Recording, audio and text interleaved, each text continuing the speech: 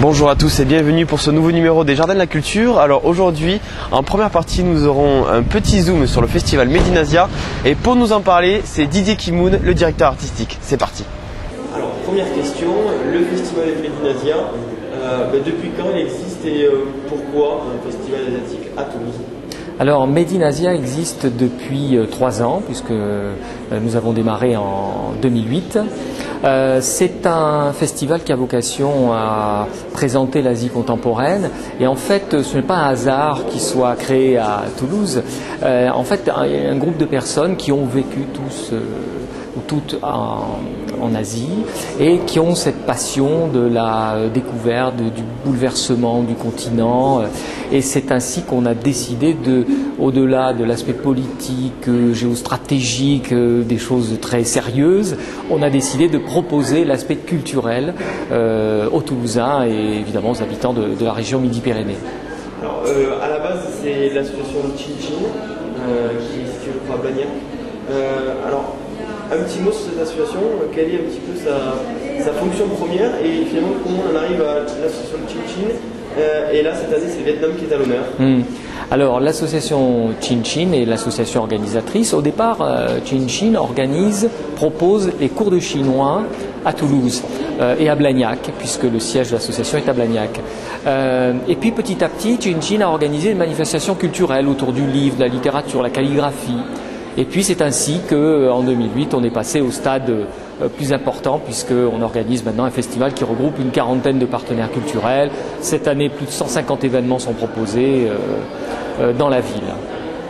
Alors cette année, il y a une nouveauté, c'est la première fois que nous avons un pays invité et en l'occurrence, nous avons choisi le Vietnam parce que le Vietnam, dont la capitale est Hanoï, a des liens très intimes avec la France, bon, par l'histoire, on le sait, mais aussi par un esprit. Le Vietnam a un mélange de culture entre l'Orient et l'Occident, pratique allègrement le mélange des genres.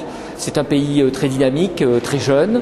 Et puis, sa capitale, Hanoï, est jumelée avec Toulouse. Et d'ailleurs, Toulouse organisera au mois d'octobre un certain nombre de manifestations à Hanoï. Et c'est pour ça que nous avions envie de proposer aux Toulousains de mieux connaître ce pays. Alors du coup, le Vietnam a l'honneur cette année. Concrètement, ça consiste en quoi? C'est-à-dire qu'il n'y a que des artistes vietnamiens? Alors, lorsque nous invitons un pays, nous ne consacrons pas l'intégralité de la programmation à ce pays, mais une partie importante. Et donc cette année, nous avons du spectacle vivant, du théâtre, du chant, des expositions, des conférences. C'est assez ouvert. Nous avons aussi un regard sur la littérature vietnamienne qui est très en pointe en ce moment, qui est en train d'apparaître un petit peu partout dans les médias. À la fois la littérature de Vietnamiens qui habitent toujours au Vietnam et puis de Vietnamiens qui ont quitté le Vietnam. C'est une diaspora très importante. Et puis aux côtés du Vietnam, nous avons 2 autres thèmes, les femmes et la pensée, les philosophies. On sait que depuis un nombre important d'années, l'Occident est un peu en recherche autour du bouddhisme, du taoïsme. Et alors on avait envie de savoir un peu plus sur ces pratiques, d'abord mieux les comprendre, et puis aussi de savoir si en Asie elles continuent à être en pointe, parce que peut-être que pour nous occidentaux elles sont très à la mode, peut-être qu'en Asie c'est dépassé. Voilà. Alors vous le saurez en venant assister aux conférences sur ces thématiques. Justement, il y a notamment deux artistes qui sont mis en avant. Notamment, il y a un écrivain. Alors, je ne prononcerai pas son nom parce que je n'ai pas envie de l'écorcher. Vous pouvez nous dire un petit peu pourquoi la vie de cet écrivain, ça représente un événement particulier? Alors, il y a plusieurs écrivains qui sont accueillis. Au niveau du Vietnam, il y a Minh Tran Huy, qui est une jeune romancière qui avait fait un premier roman qui s'appelait Chinatown, qui avait eu beaucoup de succès. C'est également une rédactrice en chef adjointe du magazine littéraire, donc quelqu'un qui est vraiment en prise avec la littérature d'aujourd'hui. Et puis nous recevons aussi une grande écrivaine, si j'ose dire, Xin Zhan, qui est une chinoise qui est exilée à Londres et qui a aussi connu le succès avec de nombreux romans comme Les baguettes chinoises notamment. Et donc il va venir présenter son nouveau roman. Alors c'est toujours très intéressant parce que à travers ces romanciers, ces spécialistes de la Chine, on a l'occasion d'échanger avec eux. C'est-à-dire qu'on n'est pas seulement on assiste à une présentation et puis on n'a pas son mot à dire. On peut débattre, on peut d'ailleurs critiquer, contester. Dans Medinasia, on privilégie vraiment cet aller-retour entre l'Orient et l'Occident. Ça, c'est très important. Du coup, là, est-ce que finalement la première vocation de ce festival, c'est pas aussi la rencontre avec les artistes pour le public? Est-ce qu'ils auront l'occasion d'approcher ces artistes et de communiquer avec eux? Oui, nous avons souhaité pour Medinasia un aller-retour entre l'Orient et l'Occident. On a envie de tisser des passerelles entre ces deux continents. Au départ, on se dit, c'est vraiment très différent de nous, c'est compliqué, c'est difficile, je comprends pas les codes, oulala. Et en même temps, quand on a cet échange, on perçoit mieux. Et je crois que l'aller-retour entre nos deux cultures, c'est vraiment un atout pour le futur, parce que on est un peu en Occident, en recherche, en questionnement, et je pense que l'Orient peut nous amener parfois quelques réponses qui peuvent nous aider à avancer. Alors là, on a parlé un petit peu plus généralement du festival. Pour ceux qui souhaiteraient venir en famille, qui souhaiteraient peut-être pas initier leurs enfants à cette culture vietnamienne et asiatique au sens large, qu'est-ce qui est prévu pour les enfants?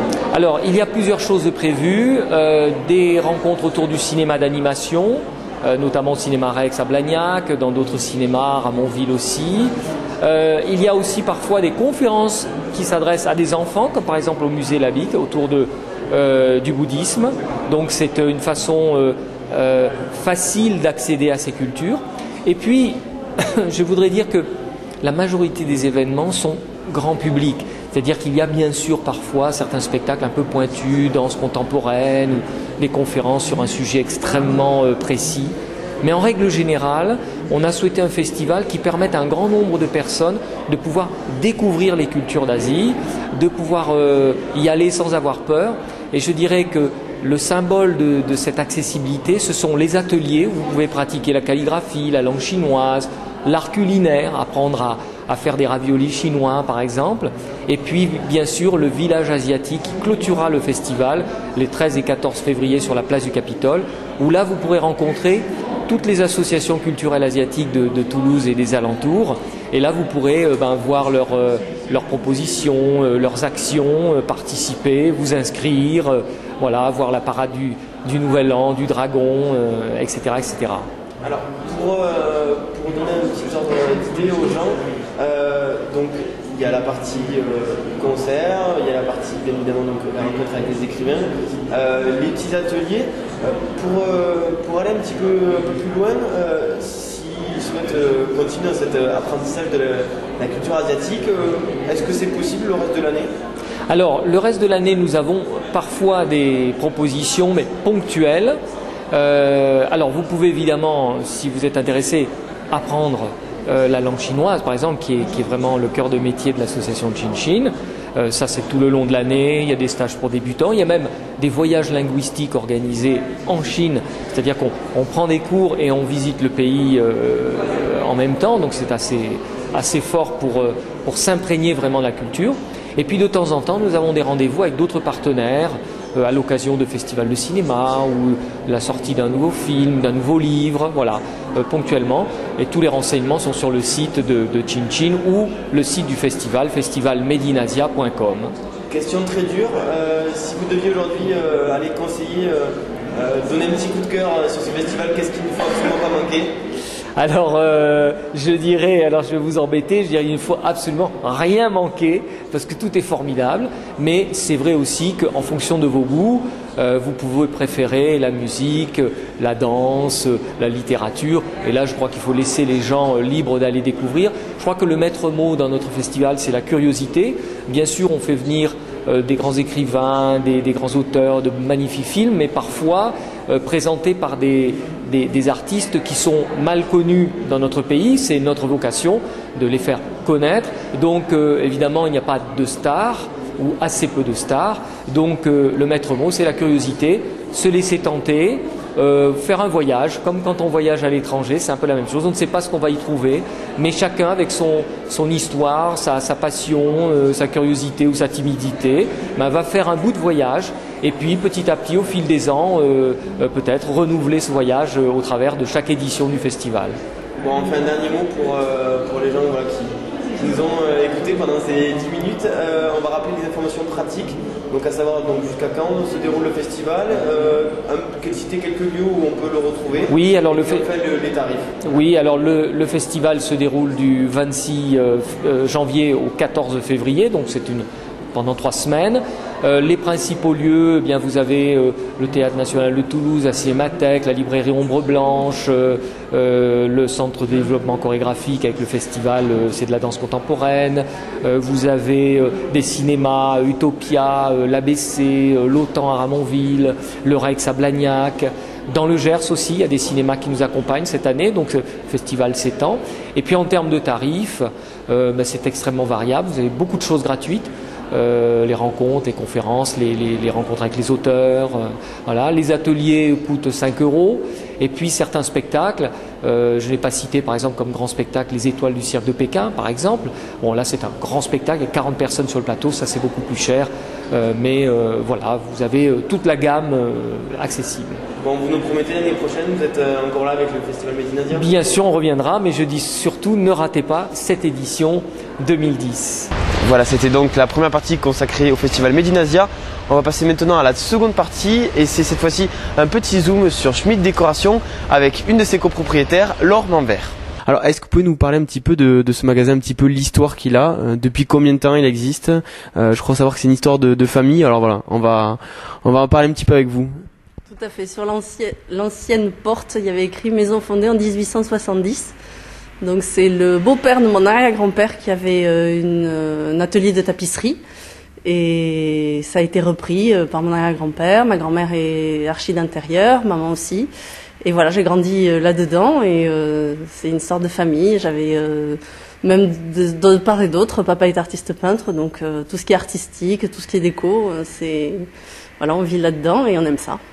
Alors donc voilà, on a compris, c'est une histoire on se transmet un peu de génération en génération. Il y a quelques temps, pourtant ce magasin, cette enseigne était fermée. Aujourd'hui, vous avez réouvert. Alors justement, pourquoi avoir réouvert ? Alors réouvert, c'était un désir quand même. Depuis petite, je me disais qu'un jour je reprendrais le magasin. Et puis je pense que je suis pas la seule. Là, j'ai ouvert avec l'une de mes sœurs et j'ai 2 frères qui font aussi des meubles. Donc voilà, comme on a grandi là-dedans, ça vit en nous. Et bon, pour des raisons personnelles et professionnelles, j'ai quitté Toulouse, donc j'ai fait autre chose. Et là, voilà, en revenant, ça coulait de source en fait. Surtout en étant à plusieurs et en s'encourageant les uns les autres et en se motivant pour remonter un magasin. Justement, au niveau de ces choix de pièces, comment vous dénichez les pièces rares qu'ensuite, quand vous voyez, vous dites bon, mais ça, il me le faut absolument dans ma boutique. Alors comment ça se passe la sélection ?